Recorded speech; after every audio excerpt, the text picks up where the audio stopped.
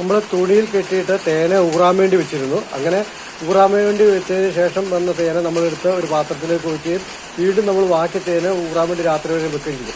അതിനുശേഷം നമ്മൾ ബാക്കിയുള്ള തേനുകൾ നമ്മൾ പിഴിഞ്ഞ് റെഡിയാക്കി അത് വേറൊരു ഉപ്പിലേക്ക് മാറ്റി. അപ്പോൾ അതിൻ്റെ പിഴിഞ്ഞ ഭാഗങ്ങളാണ് നമുക്ക് തേനീച്ച കൊണ്ട് തന്നെ വറ്റിച്ചെടുക്കുകയും പിന്നീട് ഇത് നമ്മുടെ അടുപ്പിൽ കത്തിക്കാൻ വേണ്ടി നമുക്ക് വിറകിൻ്റെ മുകളിൽ വരെ ചെറിയ കഷ്ണങ്ങളാക്കി വെച്ചിട്ട് നമുക്ക് അതുപോലെ കടലാസ് കൂടെ കത്തിച്ച് വെച്ച് കഴിഞ്ഞാൽ അടുപ്പിൽ തീ പിടിപ്പിക്കുന്നവർക്ക് തീ പിടിപ്പിക്കാനും നല്ലതാണ്. അപ്പം അതിനുവേണ്ടിയാണ് നമ്മളിപ്പോൾ ഈ രീതി വെച്ചിരിക്കുന്നത്. അപ്പോൾ നിങ്ങൾക്ക് വീഡിയോ കണ്ടു കാണും.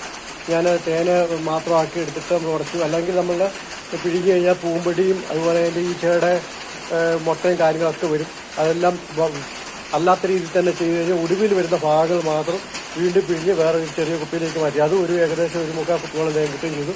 അല്ലാതെ ഊരി വന്നത് ഒരു 2 കുപ്പി കിട്ടി. അതിന് മുമ്പ് നമ്മൾ ശരിക്ക് നമ്മൾ ഉടച്ചെടുത്ത് ശേഷം വെച്ചിരുന്ന തേനും ഊറാൻ വേണ്ടി വെച്ചിരുന്നു. അതും നമുക്ക് ഒരു 6 കുപ്പിക്ക് മുകളിൽ കെട്ടിയിട്ടുണ്ട്. അപ്പോൾ ഈ രീതി നമുക്ക് ചെയ്യുമ്പോൾ ഈച്ചകൾ തന്നെ കുടിച്ച് വറ്റിച്ച് കിട്ടിക്കോളും.